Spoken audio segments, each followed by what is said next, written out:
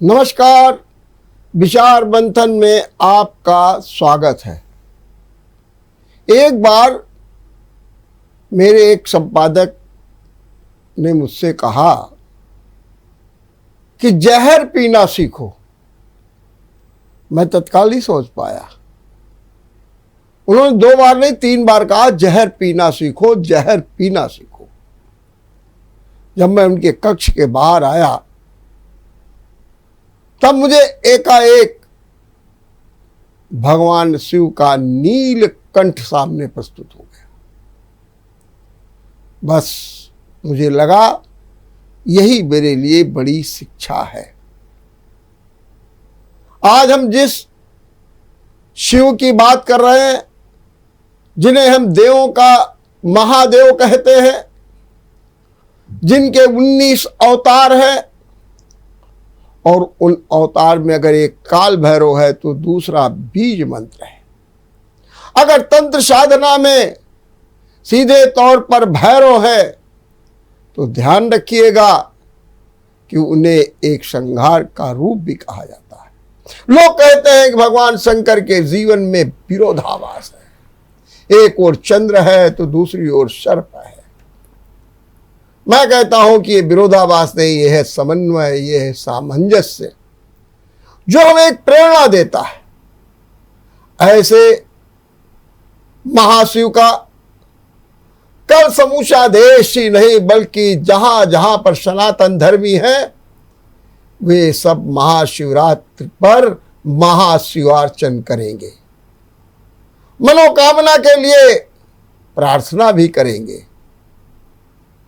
आज समस्त शिव मंदिरों में विशेष साज सज्जा, सुरक्षा व्यवस्था सब कुछ हो रही है और भक्त भी आतुर हैं कैसे शिव के दर्शन करें, पूजन करें, अर्चन करें, अनुष्ठान करें, रुद्राभिषेक करें और ईश्वर से कल्याण की कामना करके अपना जीवन भी सुख शांति समृद्धि की ओर प्रस्तुत करें। कैसे हम महाशिव अर्चन करें, आज हम इसी पर चर्चा करेंगे। और इस चर्चा में भाग लेने के लिए हमारे साथ हैं पंडित ओंकार नाथ शास्त्री। पंडित जी, मैं आपका बहुत बहुत बहुत अभिनंदन करता हूं, प्रणाम करता हूं। पंडित जी आचार्यों के भी आचार्य हैं। पंडित जी कर्मकांड के महाविद्वान हैं। पंडित जी ज्योतिष में भी प्रवीण हैं। और अगर आप उनके जीवन को देखें, उनकी बॉडी लैंग्वेज को देखेंगे तो लगेगा कि हाँ, ऐसा ही जीवन साधनामय होता है, ऐसा ही व्यक्ति साधक होता है, सच्चा साधक होता है। ऐसे साधन मनीषी का मैं बहुत बहुत अभिनंदन करता हूं। और सबसे पहले आचार्य जी से विनम्र आग्रह करता हूं कि आचार्य जी मुझे जरा ये बताइए हमारे जनमानस को कि महाशिवरात्रि का महात्म्य क्या है, ये जरा हमको समझा दीजिए। सांब सदा शिवाय नमः।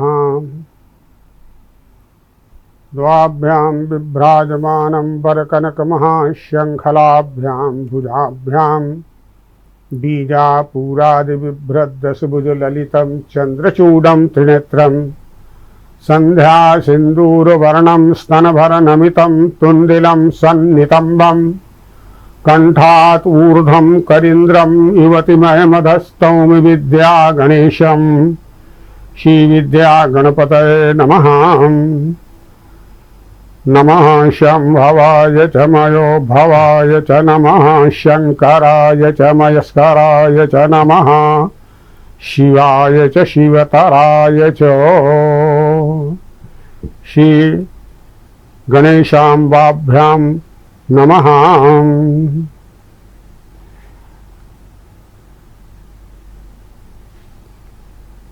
इस भौतिक जीवन में जो भूति है, संसार का जो ऐश्वर्य है, संसार में जो कुछ है वो सब जो है वो आदि से और परम शिव से उत्पन्न हुआ। शिव में ये शिवरात्रि व्रत जो है वो चतुर्दशी तिथि को कृष्ण पक्ष की और चंद्रमास गणना के अनुसार फाल्गुन के महीने में मकर राशि में जब उत्तराषाढ़ नक्षत्र और श्रवण नक्षत्र होता है, उस काल में भगवान शिव का पूजन करने में, वो भी दिन भर व्रत करके रात्रि में पूजन करने पर, सुबह से शाम तक पूजन करने पर और सुबह से दूसरे दिन सुबह तक पूजन करने पर, जिसको जितने साधन जिस प्रकार के समर्थ शक्ति और भगवान की कृपा है, उस कृपा के अनुसार अपने संसार में प्राप्त साधनों के द्वारा भगवान शिव का अर्चन करना चाहिए। भगवान शिव का अर्चन करने से भूति, जो भूति है अर्थात संसार में जो सार तत्व है और संसार में जो रूप तत्व है, रूप रस गंध स्पर्श और तेज।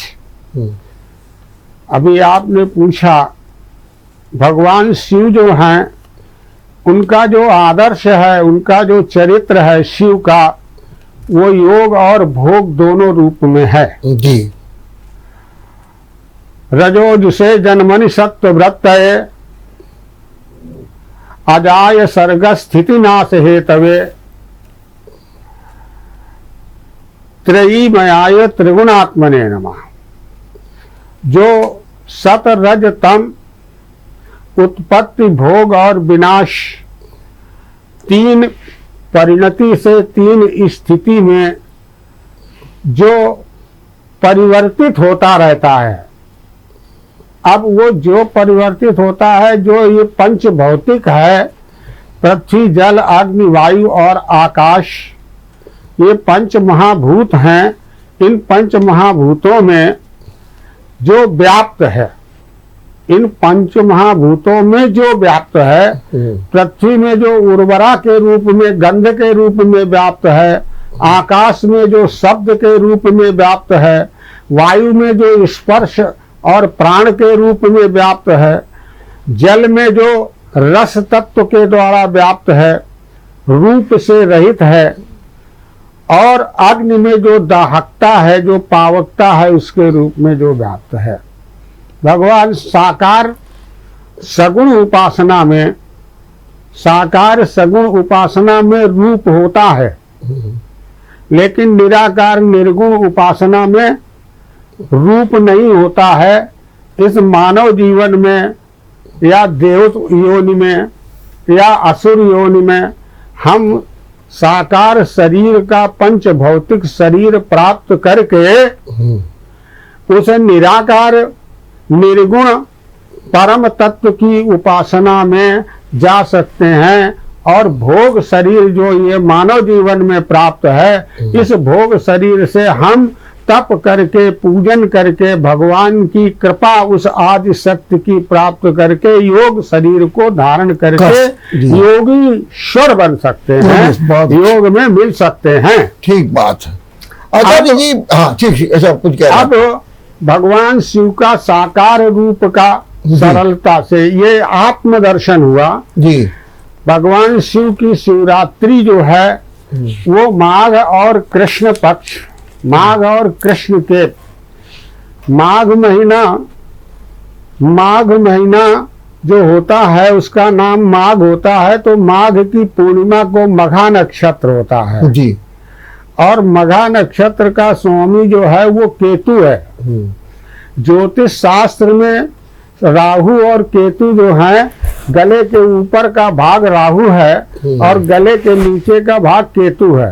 अर्थात केतु के हिस्से में, केतु के भाग में हृदय तंत्र आता है, चित्त आता है, और गले के ऊपर जो है वो हमारी जो ज्ञानेंद्रियां हैं वो सब होती हैं। ठीक बात। अर्थात गले राहु जो है वो भ्रम उत्पन्न करवाता है। हमको इतना ज्ञान है, हम बड़े ज्ञानी हैं, हमारे पास इतना धन है, हमारे पास इतनी शक्ति है, हम इतने विद्वान हैं, या हम शक्तिमान हैं, क्रियावान हैं। कहीं हमको इस तरीके का जो भ्रम होता है, उस भ्रम को हम विवेक के द्वारा, विवेक जो प्राप्त होता है वो क्वचित देवता महापुरुष प्रसादादि जन्या भवति। जो विवेक की स्थिति निर्मल होती है, शुद्ध होती है, सात्विक होती है, जो विचार है वो गंगा जल की तरह पवित्र हो जाए, तो आपके विचार या हमारे विचार जब परोपकारी हो जाते हैं, सबके लिए आत्मवत हम देखते हैं, सबको अपने कष्ट की तरह दूसरे के कष्ट को, अपने सुख की तरह दूसरे के सुख की प्रसन्नता को, तब हम शिवत्व को प्राप्त होते हैं। बहुत अच्छी बात की, बहुत आपने अच्छी। आप राजा, आपने कहा कि भगवान शिव विष पी लेते हैं। भगवान शिव के पंचमुख हैं जी, सद्योजात, वामदेव, तत्पुरुष, अघोर और ईशान। जो पश्चिम का मुख है, जैसे पशुपतिनाथ या पंचमुखी मंदिर देखते हैं, शिवलिंग देखते हैं जी।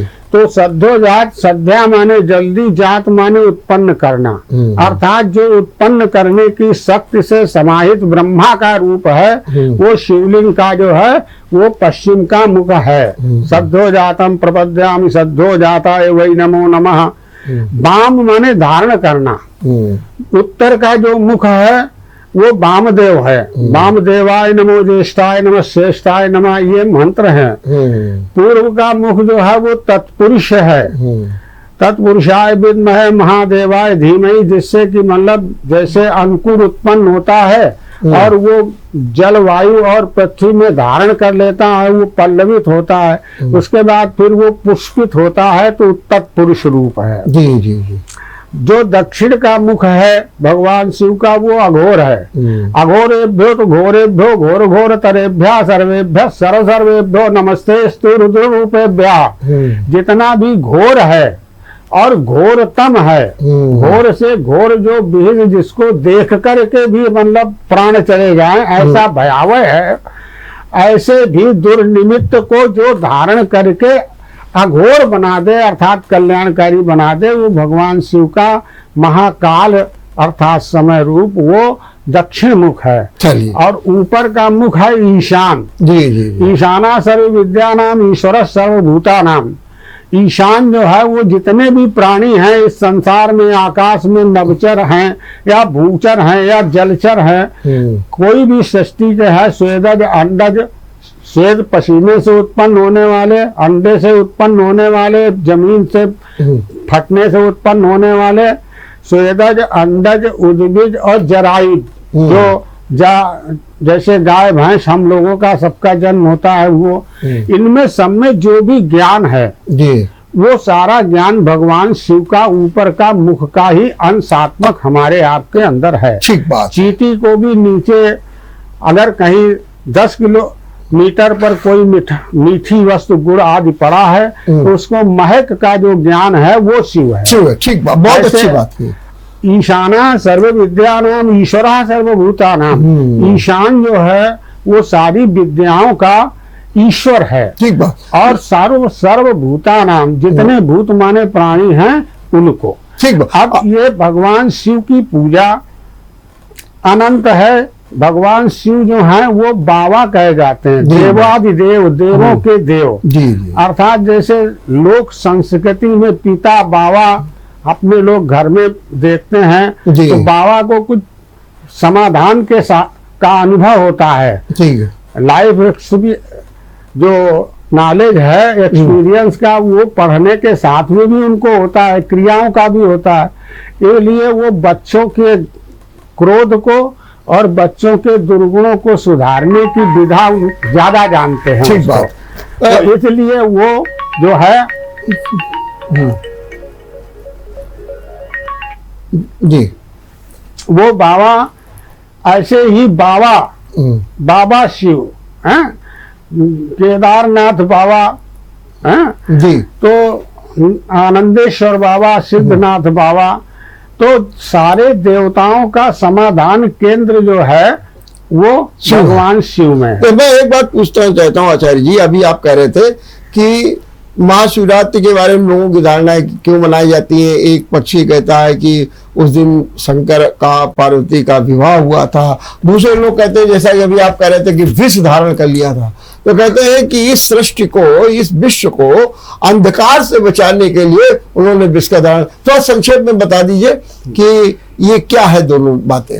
हाँ, भगवान शिव, जैसे आपने पूछा कि पार्वती के पूर्व में जो सृष्टि हुई तो भगवान का विवाह सती के साथ में, दक्ष प्रजापति की कन्या के साथ में हुआ था। जी लेकिन संसार में जब कुछ नहीं था आदि काल में, जी तो समुद्र मंथन से जो विष उत्पन्न हुआ, जी। उस विष को भगवान शिव ने धारण कर लिया, और वो उस विष से जो है वो सृष्टि को बहुत नुकसान होता। दूसरी चीज ये कि वो जो विष को धारण कर ले वही समाधान दे सकता है, वही दूसरों को मतलब जो है जीवन दे सकता है।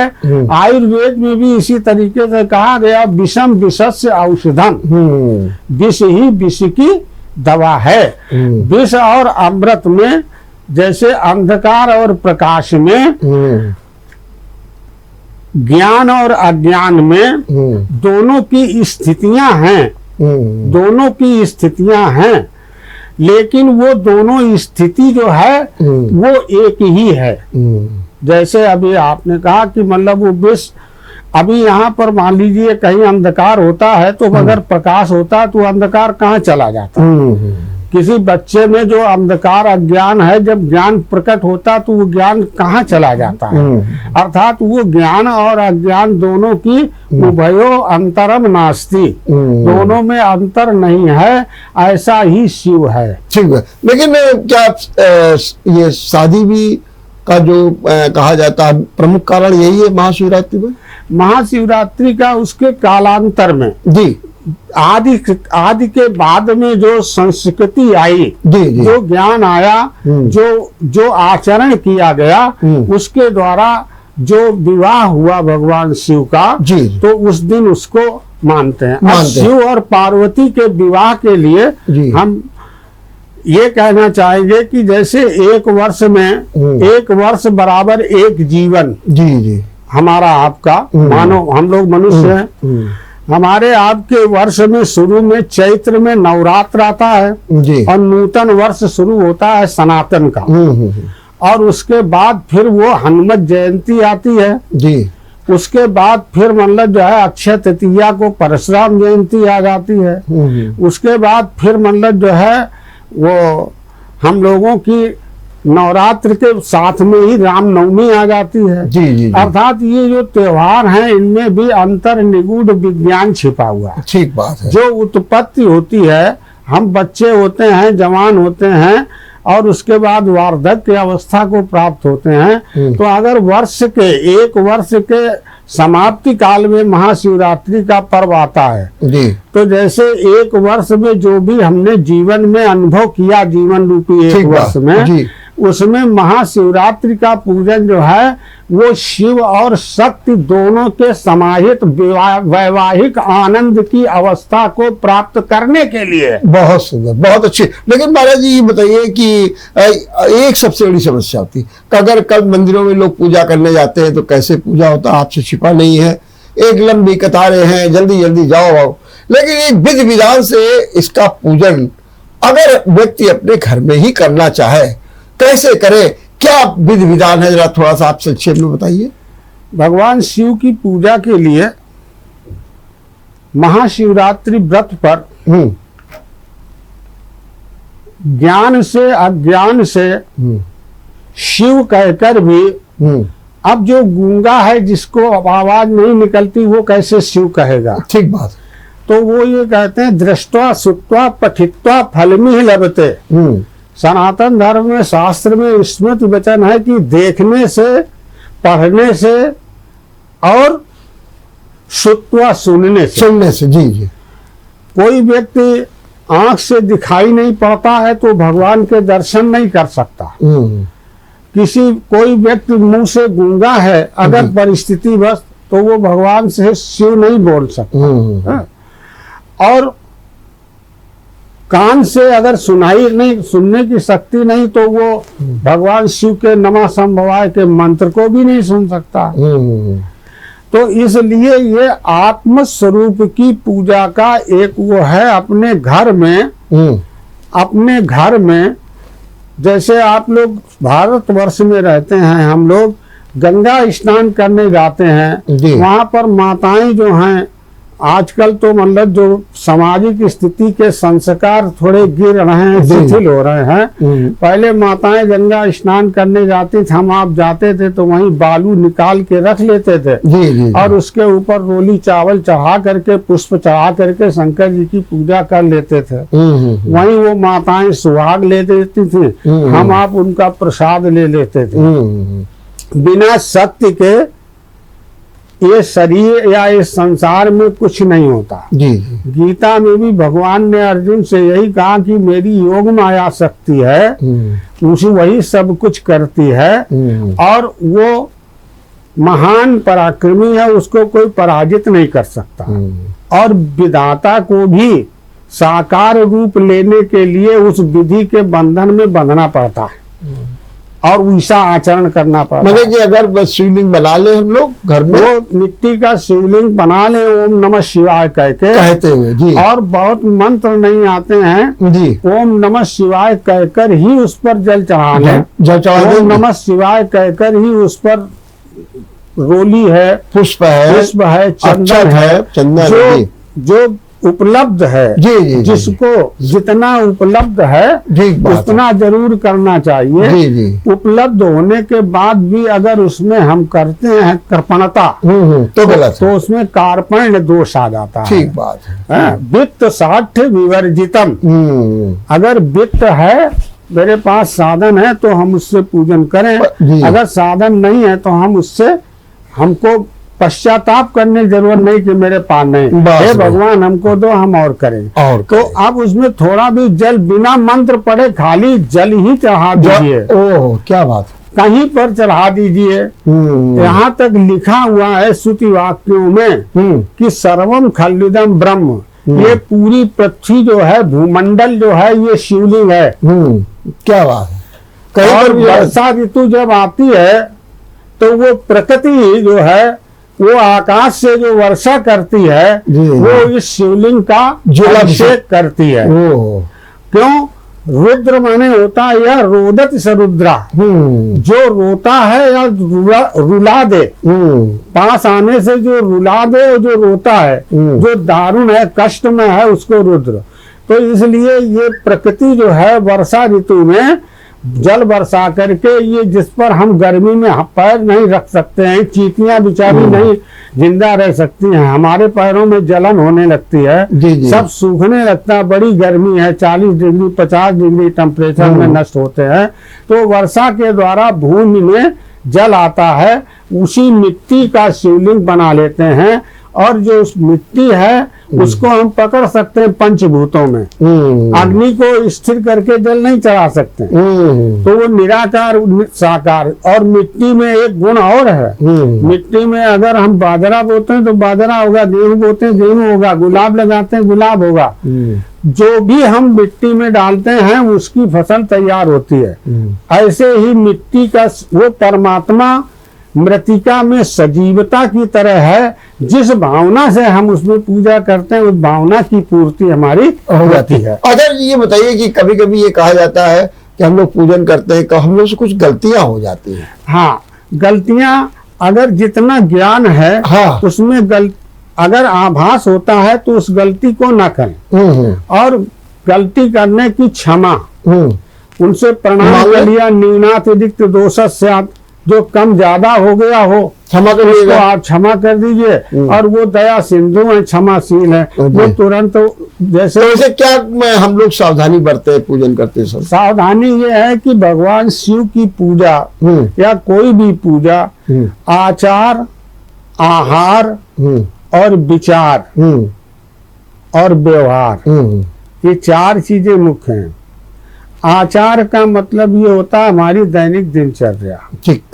तो जैसे हम स्नान करें, पवित्र हों, शुद्ध वस्त्र पहने और शुद्ध पात्र में जिसमें प्रदूषण हो और शुद्ध जल लें, उस जल को लेकर के शुद्ध मन से, भाई भोजन नहीं किया तो लहसुन नहीं खाया तो मुंह से लहसुन की बदबू नहीं आएगी। ठीक बात है। और वो अगर मुंह में लहसुन खाते हैं रोज जो लोग, उनके मुख से लहसुन की महक आती है। जैसे कोई लोग जो इलायची खाते हैं, इलायची की महक आती है। तो उस तरीके से वो अपने शरीर की अंतरतम स्थिति को शुद्ध करके भौतिक पदार्थ से, और वो जल जो लें वो भी शुद्ध लें। लेकिन पंडित ये बताइए कि कहते हैं कि काले कपड़े नहीं पहनना चाहिए, काला रंग नहीं होना चाहिए पूजन में। हाँ। क्या ये भी सही है? नीला और काला वस्त्र जो है नहीं पहनना वो चाहिए। शिव पूजन में निषेध है। विशेष पूजा में, अगर जो अभी आपने कहा जैसे महाकाल की पूजा विशेष कर रहे हैं, जी जैसे आप महाकालेश्वर जी के उज्जैन के दर्शन करते हैं सुबह, जी जी। तो वहाँ पर पुजारी लोग और भक्त लोग जो हैं वो नीलांबर नीली धोती भी पहने रहते हैं। हाँ, लेकिन काला वस्त्र वर्जित है, वर्जित है। नीला वस्त्र पहन सकते हैं। अच्छा, मंत्र तो एक ओम नमः शिवाय का ही पर्याप्त है। ओम नमः शिवाय, शिवाय नमः, हाँ जी। हर हर अच्छा, महादेव। इसमें एक बार कहते हैं कि पंचाक्षरी नहीं होता, इसलिए आपको नमः शिवाय कहना चाहिए, ओम नमः शिवाय नहीं कहना चाहिए। एक ये भी बहुत विवाद रहता है पंडित जी। हाँ,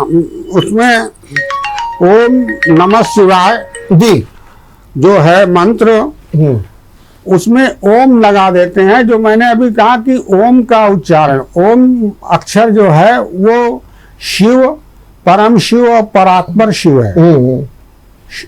ओम अक्षर जो है वो परम शिव और परात्पर शिव है।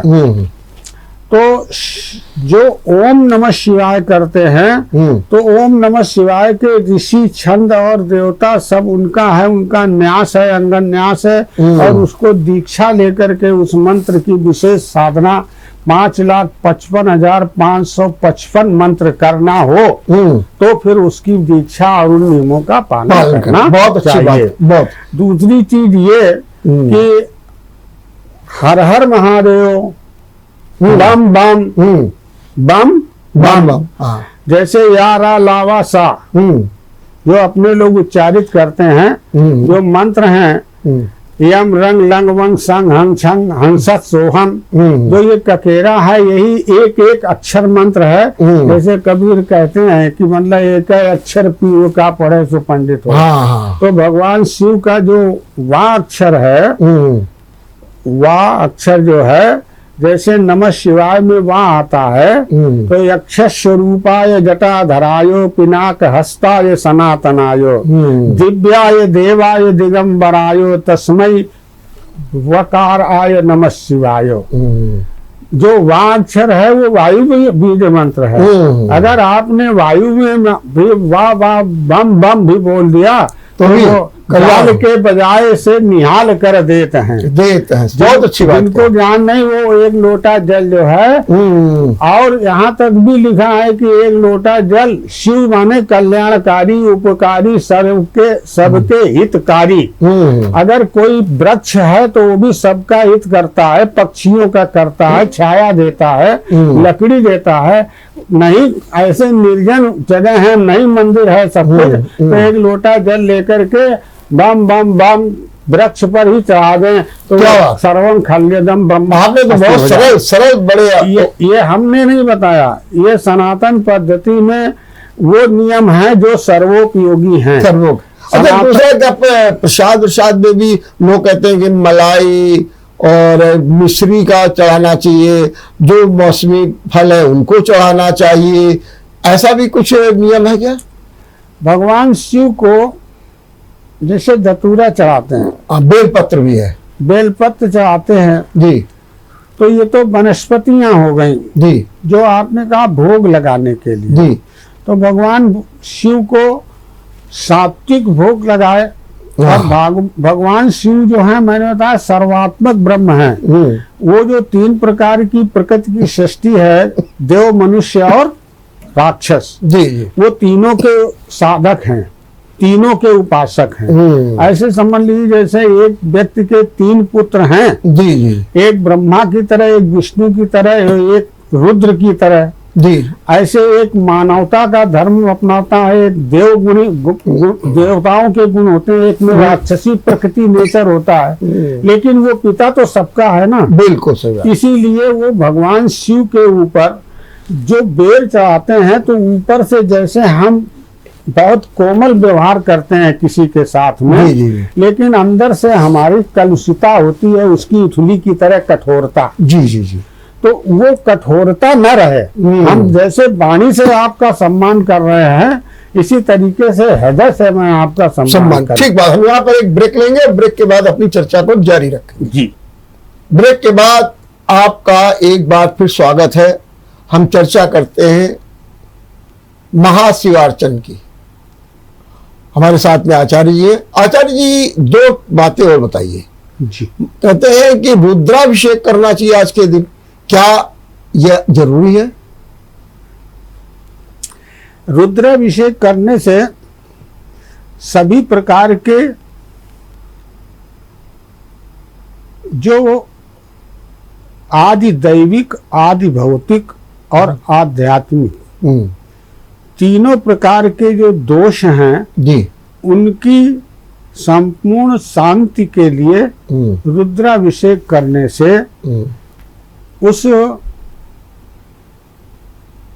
पूजा करने वाले साधक को उसकी शक्ति प्राप्त होती है, जिससे कि उसको संघर्ष कर सके इस भौतिक जीवन में और उसमें सुख की अनुभूति कर सके। ठीक बात। दूसरी बात, क्या रात्रि जागरण होता है कि रात को हमें बिल्कुल जागते रहना चाहिए? अगर हम रात को जागें भी तो उस समय क्या करें और क्यों जागना चाहिए? हाँ, रात्रि में जागने और उसमें अभी तो सुबह से लेके दूसरे दिन सुबह तक जो शिवरात्रि और जन्माष्टमी का व्रत नहीं करता है सनातन धर्म का, वो व्यक्ति को, उस व्यक्ति को अनायास दोष लगता है, ऐसा धर्मशास्त्र कहता है। ऐसा धर्मशास्त्र के उन ऋषियों ने निचोड़ करके शतपथ ब्राह्मण और स्मृतियों में इस तरीके का वर्णन धर्म का है, नियम का है। अभी मैंने आपको बताया कि भगवान शिव के 5 मुख हैं, और ये संसार में जो संसार जो बनता है वो पृथ्वी, जल, अग्नि, वायु, आकाश, इनके द्वारा ही वो संसार में सृष्टि होती है, पालन होता है, और इन्हीं के द्वारा उसको फिर तत्व में राउंड फिगर में आकर के संहार कर लेता है और फिर सृष्टि हो जाती है। 5 प्रहर होते हैं, सुबह, दोपहर और शाम को 3 बार संध्या करनी चाहिए, 3 बार पूजा करनी चाहिए, 3 बार प्रणाम करना चाहिए जी। लेकिन रात्रिकालीन जो पूजा है, अभी आपने पूछा शिव पार्वती का विवाह, मैंने कहा शिव और शक्ति का समागम, आत्मबोध, आत्म तत्व की जागृति।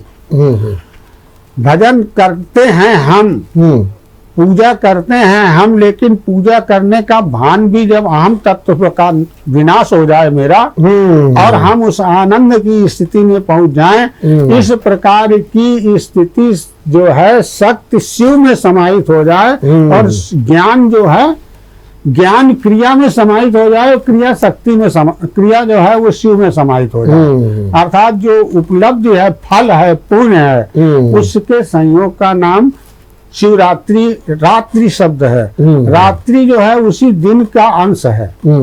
आहा तस्य सर्वरी, जो दिन होता है रात्रि उसी का अर्धांग होता है। तो शिव और शक्ति की, अब रात्रि की बात आते हैं तो पंचवक्त, तुरीय संध्या और तुरीयातीत संध्या। रात्रि में 4 अष्ट प्रहर होते हैं, 8 प्रहर होते हैं, 24 घंटे। ये जो कैलकुलेट कैलकुलेशन का जो ये एक तो IST टाइम है, एक ग्रीनविच का टाइम है, तो जो ये 24 घंटे और सेकंड और इनमें मतलब जो है हम लोग बांधते हैं तो उसमें 8 प्रहर होते हैं, एक प्रहर बराबर 3 घंटे का। तो शाम को 6 से 9 और 9 से 12 रात्रि में, और 12 से 3 रात्रि में, फिर 3 से 6 के बीच में रात्रि में, जी। और पूरे दिन सुबह से लेकर शाम तक 3 बार। तो ये 3 बार दिन में पूजा करें, ये विशाल पूजा बता रहा हूँ। जी। जो लोग बड़े नियम और साधु संत भी करते हैं, जी जी। जो महान योगी सिद्ध हैं वो करते हैं, गृहस्थ जिसकी जैसे साधन संपन्नता जहाँ कहीं है, लेकिन वो सबको वैसे ही फल प्राप्त हो जाता है। जैसे गंगा नहाने जो जाए उसको फल हो, और संत रविदास को उसी कूड़ी में निर्मल मन था तो वो गंगा का पूरा पूर्ण प्रसाद उनको प्राप्त हुआ।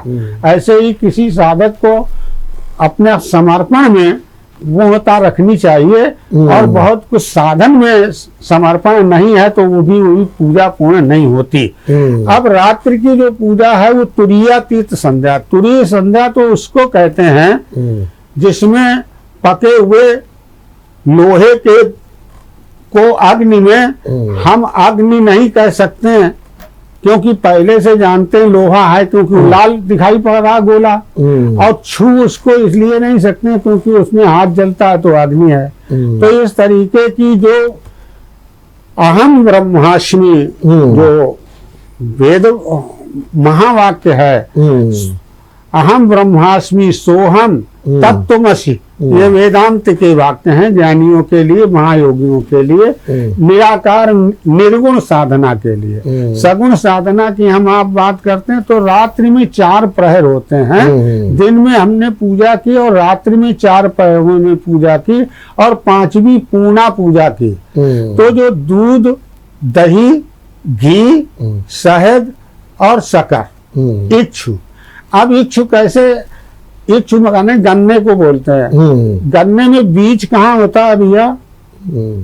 गन्ने का कहीं बीज दिखाई पड़ता? गन्ने की पोर काट काट करके बो दिया जाता तो गन्ना होता है। अर्थात जब आपका लय हो गया साधना में तो आप पूर्ण योगी हो गए, योग शरीर को धारण कर लिया आपने। जब चाहेंगे तब उस किसी के अंदर जाकर के श्वास में जाकर के उससे गुड वर्क करवा देंगे, परमहंस बनवा देंगे, महान लेखक बनवा देंगे, महान चिकित्सक बनवा देंगे, महान वैज्ञानिक बन जाएंगे। ऐसे योग शरीर को धारण कर लेते हैं। ये बड़ी 5 अवस्थाएं हैं जी। 4 दूध, दही, पहला पूजन दूध से अभिषेक, दूध से ओम नमः शिवाय नहीं, रुद्राभिषेक मंत्र पंडित जी नहीं प्राप्त है। एक बिल्व पत्र चढ़ाओ, क्योंकि बिल्व पत्र एक चढ़ा दिया वो अश्वमेध यज्ञ की तरह फल देता है। तिदलम त्रिगुणाकारम त्रिनेत्रम चतिधा इदम त्रिजन्म पाप संहारम बिल्व पत्रम शिवार्पणम। 3 जन्मों के दोष को एक बिल्व पत्र चढ़ा देने से सारे दोष दूर हो जाते, पर वो समर्पण श्रद्धा के बाद। और ये रात्रि में अगर पूजन लोग करें या फिर भजन कीर्तन करते रहे, ऐसा मानना है बस।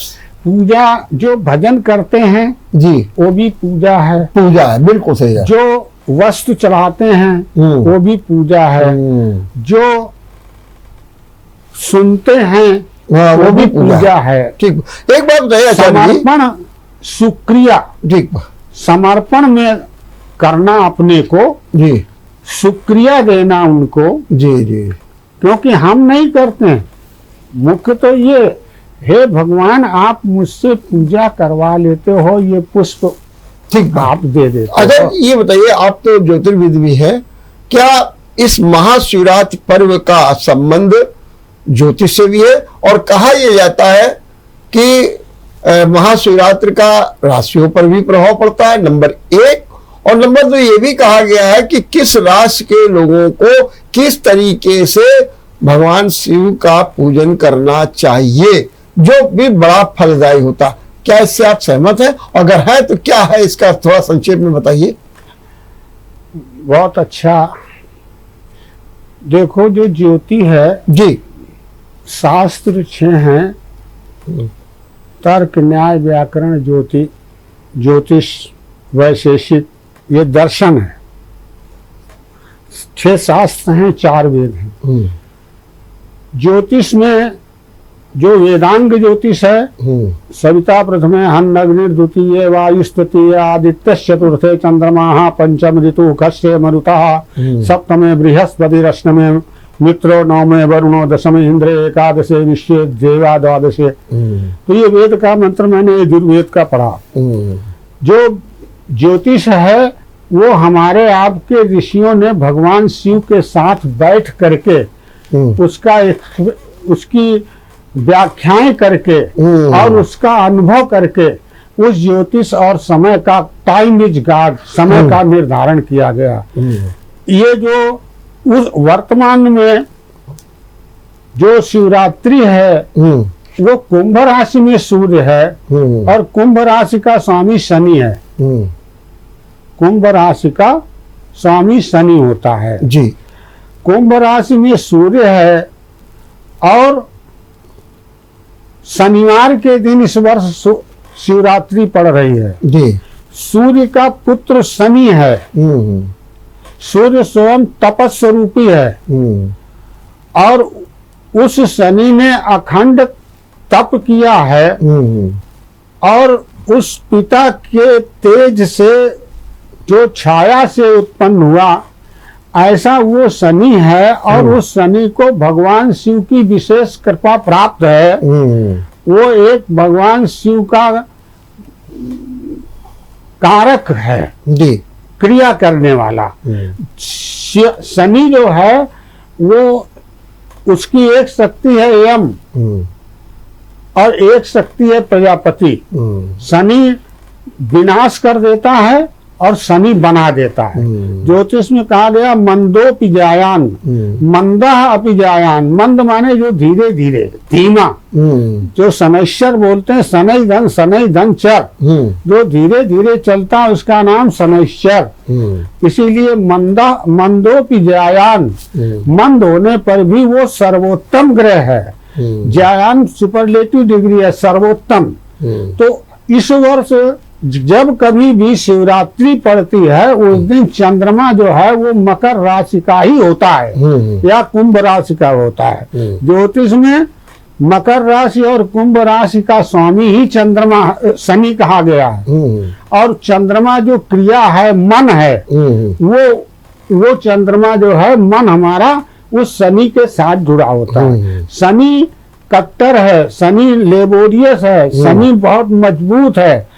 तो जब हमारा मन मजबूत हो जाता है तो हम बहुत विपन्न होने के टाइम में, विपत्तियों में भी हमारा मन अगर बलवान है तो फिर हम भामाशाह बन जाते हैं, हम अब्दुल कलाम बन जाते हैं, हम योग में कोई संत बन जाते हैं, हम बहुत कार्य कर लेते हैं। शिवरात्रि में वो शक्ति और ज्ञान दोनों की जो हमको इस जीवन में प्राप्त है उसकी सफलता के लिए और पीछे जो जीवन में हमने उसका दुरुपयोग किया उसकी क्षमा मांग करके फिर हमारा जीवन आपके कृपा से सफल हो। ये मानव जीवन जो है वो उसमें मानवता में सफल हो, हम भी प्रहलाद की तरह निर्गुणी हो और क्रोध के भी सामने, नृसिंह के सामने भी जाएं तो भी उनकी गोद में भी हम प्रसन्न रहें। अर्थात उस क्रोध में भी हमको किसी के क्रोध से भी भय न लगे, बिल्कुल, और विष से भी मेरी रक्षा रहे। अर्थात संसार में जो विष है वो मेरे अंदर, मेरे हृदय को प्रभावित ना करे। ठीक बात। कोई अगर नाराज हो जाता है तो हम उस पर नाराज ना हो, हम उसकी नाराजगी कैसे दूर हो ऐसा विचार करके उसको बैलेंस करें। इसके लिए और जीवन में कल्याण हम अपना करें और हम दूसरे का करें। तो क्या हुआ, राशि पर कोई प्रभाव पड़ने जा रहा? राष्ट्र पर प्रभाव पड़ने की जो बात है तो ये ज्योतिष का विषय, ये शिवरात्रि का विषय नहीं है। अच्छा अच्छा। शिवरात्रि में कौन राशि वाला कौन पूजा करे, हाँ, और कैसे करे, हाँ, ये भी सब एक तरीके से पाखंड है। पाखंड, बहुत अच्छी बात। उसका कारण पानी को पीना चाहिए जी, लेकिन पानी को कैसे पीना चाहिए और किसको पीना चाहिए। अगर हम पानी को एक बाल्टी भगोने में पानी रख दें और उसको प्लास्टिक से या शीशे से ढक दें और उसमें हम छोटी छोटी नलियां लगा दें और ये कहें कि चिड़िया इससे पानी पिए, तो चिड़िया की तो चोंच वहां तक जाएगी नहीं, लेकिन पानी सर्वोपयोगी है। तो ये जो इस राशि वाले के लिए, इस राशि वाले के लिए, वो किसी राशि वाले के लिए नहीं, सारी राशियां जो हैं जी वो सब उसी से निकली हुई हैं। बहुत सही बात आपने कही जी। वो पावर हाउस में बैठ गए आप, तो फिर मतलब जो है वो जीरो बल्ब का ये हरा है, ये लाल है, इसके झंझट से बाहर निकल करके आनंद में जाइए। तो उसके लिए शिवरात्रि का व्रत है। और उसके बाद फिर अपने जीवन की सार्थकता जो सिद्ध होती है, तो जैसे होली जलती है वैसे ही इस जीवन की ये काया जले, उसमें हम आत्मज्ञानी रहें, न मृत्यु से भय हो। जो अभी आपने कहा कि उनके सर्प हैं, भीतिर नैव भुजंग भीम भयरत प्रीति न चंद्रामृतात्, गले में बड़े भुजंग सर्प पड़े हैं, उनसे कोई भय नहीं उनको। और चंद्रमा बढ़िया सुंदर है मस्तक पर, उससे कोई प्रेम नहीं। अर्थात अपने नियम में जो रहते हैं, हम आप मनुष्य हैं, मानवता का अपना कर्तव्य का नियम का पालन करते हुए मानवता का जीवन जो हमारे पूर्वजों ने जिया है, जो परंपरा में है, परिणत हो गया है, उसको हम पालन करते हुए जिए। आत्मवत सर्वभूतेषु, अपनी तरह ही सभी प्राणी जीना चाहते हैं। हम उनके जीवन के जीने में कहीं पर किसी भी प्रकार की बाधा न उत्पन्न करें। हमसे जो सहायता हो सके वो हम करें। बहुत अच्छी बात कही। ये कल्याण मार्ग। आचार्य जी, ये भी कहा जाता है कि इस दिन आप अपने घर में तो पूजन करिए ही, तो अच्छी बात है, लेकिन मंदिर में भी जाइए, मंदिर में भी दर्शन करिए, जो कि आजकल बड़ा मुश्किल हो रहा है। क्या कहेंगे इस बारे में? मंदिर हम धन्यवाद देने के लिए जाते हैं जी, मंदिर हम दर्शन करने जाते हैं जी, मंदिर हम पूजा करने नहीं जाते हैं। ठीक, मंदिर में बैठ करके हम रुद्राभिषेक करें, ऐसा संभव नहीं है। नहीं। वर्तमान आप कहते हो ना, बद्री विशाल जी दर्शन करने जा रहे हैं, केदार जी के दर्शन करने गए, तो आप घर में रोज पूजा करें और फिर आपको संयोग प्राप्त हो तो भगवान को वहाँ जाके प्रणाम करके आए कि हे भगवान, बहुत कृपा है आपकी, घर परिवार में हम पूजन आपका करते रहे, याद करते रहे, आज आपके दर्शन यहाँ इस रूप में प्राप्त हो रहे हैं। आप ही विश्वंभर हो, आप ही जगह जगह 12 ज्योतिर्लिंग में विराजमान हो। ठीक बात है। आचार्य जी, मंदिर जाने में असमर्थ हैं जी, घर में ही जो आपने पूछा उसको, आपका एक ज्योतिर्लिंग है ओंकारेश्वर, जी जी, ओंकार ममलेश्वरम, तो वहां का राजा ओंकार था, जो उज्जैन में इंदौर से और खंडवा रोड पर मोरटक्का स्टेशन है, नर्मदा के किनारे ममलेश्वर ओंकारेश्वर जी जी, ज्योतिर्लिंग है। तो ओंकारेश्वर की जो ओंकार की जो रानी थी वो बड़ी शिव भक्ता थी और नित्य जब तक शंकर जी पर जल नहीं चढ़ा लेती थी, पूजा नहीं कर लेती थी, तब तक वो जल नहीं ग्रहण करती थी। शरीर धर्म ऐसा है कि ये तो बुढ़ा होगा, रोगी होगा, यहाँ से जाना सबको पड़ेगा। तो जब वृद्धावस्था हो गई तो उस माँ ने ये निश्चय कर लिया कि अभी मैंने जल नहीं चढ़ाया है, तो हम जब तक जल नहीं चढ़ाएंगे, भले प्राण निकल जाए पर हम जल नहीं ग्रहण करेंगे। तो भगवान ने उसको स्वप्न दिया, ये वहां का आदिकाल से इतिहास चला आ रहा कि तुम जहाँ हो वहीं पर जल चढ़ा दो, यहाँ की तरह वहां पर भी हम व्याप्त हैं। बहुत अच्छी बात की, बहुत अच्छी बात। तो वो मतलब जो है नर्मदा के उस पार नाव पे उतर करके किले से बैठ करके जाना मुश्किल था, तो उसने वहीं पर आज वर्तमान में ओंकारेश्वर में भी उसी तरीके से ममलेश्वर की तरह ही व्यापकता है, पूजा है। आज तो उन्हीं को कहते हैं ओंकारेश्वर ज्योतिर्लिंग। अब तो आप जहाँ जिस स्थिति में जैसे हैं, अभी मैंने बताया वृक्ष पर जल चढ़ा दीजिए, अब शरीर बद्ध हो गया, नहीं जा सकते, आपको वहीं परमात्मा प्राप्त हो जाए। बहुत अच्छी बात की। आचार्य जी, अंत में मैं आपसे चाहेंगे बहुत संक्षेप में कोई संदेश देना चाहें इस पूजन के बारे में श्रद्धालुओं को, भक्तों को, या महाशिवरात्रि पर क्या आप कहेंगे, या कैसे बहुत सरलता के साथ आपने बहुत अच्छी बातें बताई, कितनी सरलता से हमको पूजन करना चाहिए और उसमें ज्यादा कोई परेशान होने की बात नहीं। बहुत अच्छी बातें बताई। कुछ कहना चाहेंगे आप? हाँ, भगवान शिव का पूजन करने के बाद, जी, पूजन करने में ये कहा गया देवो भूत्वा देव मिजेत, देवता बनकर देवता की पूजा करें। देवता कब हम बनेंगे? जब हम देवता का आचरण करेंगे। भगवान शिव विष नीलकंठ कहे गए, आपने शुरू में कहा, उन्होंने विष धारण कर लिया और उसको धारण करे रहे, नीलकंठ हो गए। उनके लिए दक्ष प्रजापति के यहाँ अपमान की स्थिति हुई, लेकिन उन्होंने कोई वहां पर प्रतिरोध नहीं किया, विरोध नहीं किया, सम्मान चाहा ही नहीं, चुपचाप ज्ञान में बैठे रहे, उसमें फंसे ही नहीं।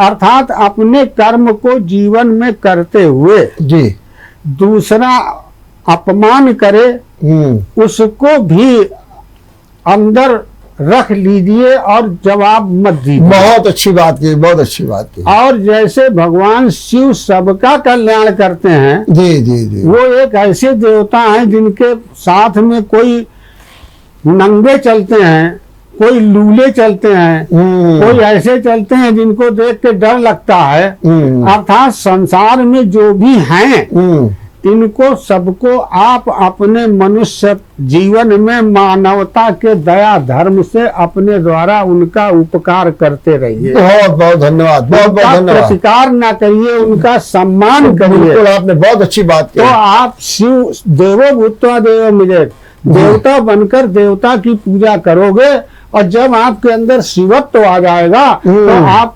उनका आचरण करोगे तो आप स्वयं कल्याणकारी हो जाएंगे। चलिए, बहुत बहुत परमात्मा उसको देता है जो दूसरों को देता है। बहुत बहुत धन्यवाद, आपने बहुत अच्छे ढंग से शंकर जी का पूजन करिए और भगवान शिव की तरह मानापमान से दूर रहिए और अपने ज्ञान से सबका कल्याण करिए, अपना परिश्रम करिए, जो मिल जाए भिक्षा तथा स्वयं महेशा ससुरो गणेशा, स्वयं महेशा ससुरो नगेशा, सुता गणेशा च सखा धनेशा, तथापि भिक्षाटन में व संभो, बलि यसी केवल ईश्वरेच्छा। ठीक बात।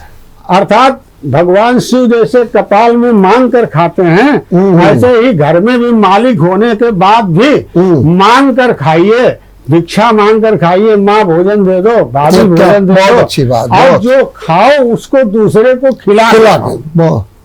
जैसे वो अपने गणों के साथ में खाते हैं, ऐसे ठीक है, बच्चों से पूछो तो साथ में उनको पहले खिलाओ। छोटे बच्चे होते हैं, वो पहले अगर टॉफी दो तो वो पहले आप ही के मुंह में लगाएंगे। क्या बात। शिव की तरह आचरण करिए तो आप, मैंने पहले कहा आचार, आहार और विचार, विचार और व्यवहार, ठीक बात, ये चारों का जीवन में पालन करिए तो फिर आप शिव की तरह हो जाएंगे, कल्याणकारी होंगे। जब हम किसी की बुराई नहीं करते हैं तो हमारा कोई अहित नहीं कर सकता। चलिए, बहुत बहुत धन्यवाद, बहुत बहुत धन्यवाद आचार्य जी। आपने बहुत अच्छे ढंग से शिवत्व प्राप्त करने का एक साधन बताया और कितना सरल, पूजा में कितनी सरलता, तमाम पाखंड ढोंग इससे मुक्ति। आप जैसे भी हैं वैसे शिव की पूजा करिए और अपने मन को शुद्ध रखिए।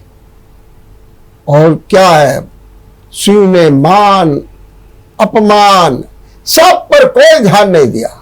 उनके परिवार में सब कोई है, भूत भी है, प्रेत भी है, विकलांग भी है, सब कोई है।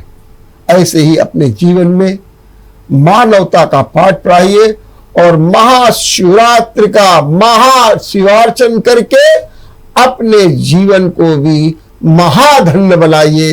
देखते रहिए विचार मंथन। नमस्कार। अगर आपको हमारा वीडियो पसंद आया हो तो हमें लाइक करें, सब्सक्राइब करें और ज्यादा से ज्यादा शेयर करें और हाँ, बेल आइकॉन दबाना ना भूलें ताकि हर खबर का अपडेट आप तक पहुंचे तुरंत। आप हमें इंस्टा, ट्विटर और फेसबुक पर भी फॉलो कर सकते हैं।